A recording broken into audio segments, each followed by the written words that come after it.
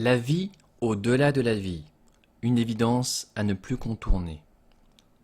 12 millions aux États-Unis et 20 millions en Europe. Je parle ici du nombre de personnes qui ont connu des morts cliniques et qui rapportent des témoignages de leur vécu au seuil de la mort. À ces chiffres-là, il faudrait ajouter évidemment ceux des autres parties du globe et ceux des personnes qui n'ont rien osé raconter et qui ne diront pas un mot par peur du ridicule. Tout cela ne prouve rien, paraît-il. 30 ans après le célèbre livre du docteur Moody, et ceux qu'ont publié des quantités d'autres personnes témoignant de choses éclairantes, on en est encore là. On continue de nier. Quelle est donc cette société qui est la nôtre et où on s'acharne à évacuer ou ridiculiser systématiquement tous les éléments de réflexion qui peuvent donner à l'âme une chance d'exister?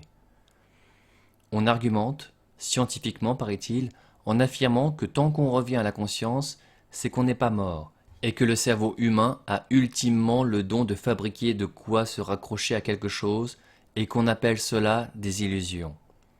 On sort alors des graphiques auxquels personne ne comprend rien pour prouver que les X millions de témoignages n'apportent rien à personne, et qu'il ne faut surtout pas se laisser impressionner. Enfin, on classe le sujet parce qu'il n'est apparemment pas digne d'intérêt de la part d'individus sérieux.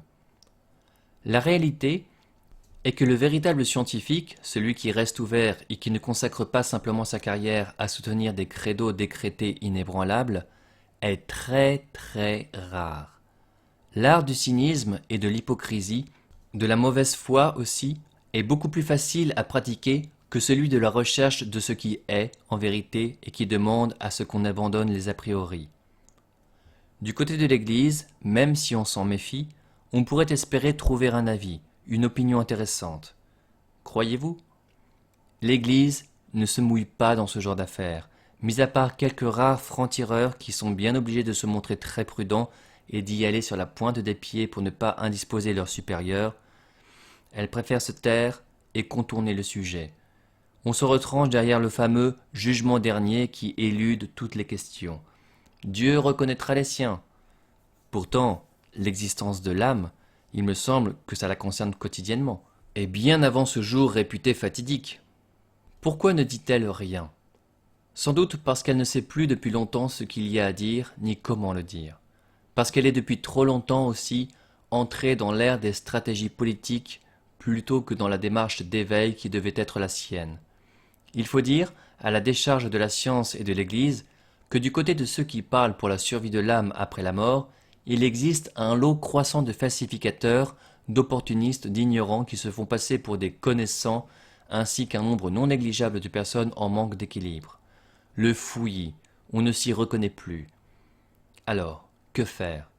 Jeter le bébé avec l'eau du bain? On n'a fait que cela ou presque jusqu'à présent, chaque parti argumentant à sa façon et ignorant royalement les autres. Il paraît pourtant que nous sommes dans une société adulte. J'en doute. Refuser une réflexion sincère sur la mort, préférer hausser les épaules à chaque fois qu'il en est question, n'est pas la preuve qui fait de nous des vivants en santé. C'est l'aveu d'un manque de courage et d'un impressionnant aveuglement. Oui, reconnaissons-le, lorsque les individus qui constituent un monde se désintéressent ou se gaussent de la seule certitude qu'ils ont tous en commun, celle de devoir mourir un jour, c'est qu'ils ont un problème de maturité. C'est qu'ils ont tellement peur de ce qu'est la vie qu'ils préfèrent ne pas savoir d'où ils viennent, le sens de ce qu'ils vivent et là où ils vont.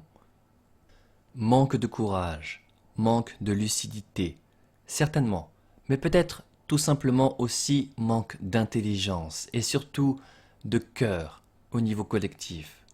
On peut bien sûr excuser tout cela et le comprendre. Il y a un tel déconditionnement à entamer au niveau de notre conscience et de nos comportements. Le problème, c'est que nous souffrons de ne plus savoir dans quelle direction regarder pour pouvoir donner une signification à tout ce que nous traversons. Le problème également, c'est que certains d'entre nous, souvent fort bien placés, semblent avoir fait profession de briseurs d'espoir et de coupeurs d'ailes. Cela leur ferait-il donc si mal d'envisager le fait que la vie ne s'arrête pas avec les battements du cœur et l'activité de nos hémisphères? Cela peut faire grincer certains orgueils, effectivement. Et après? Il y a des portes qu'il faut savoir passer. La grandeur d'un être humain se mesure au nombre des seuils qu'il parvient à franchir. Je ne dis pas qu'il faille se raconter des histoires juste pour espérer. Il n'y a vraiment pas besoin d'inventer quoi que ce soit. Au-delà des délires, il existe des faits, des témoignages, des réflexions sérieuses et crédibles dans toutes les cultures, par millions. Alors, qu'attendons-nous? D'être saturés d'anxiolytiques? L'univers est si vaste et si beau à découvrir.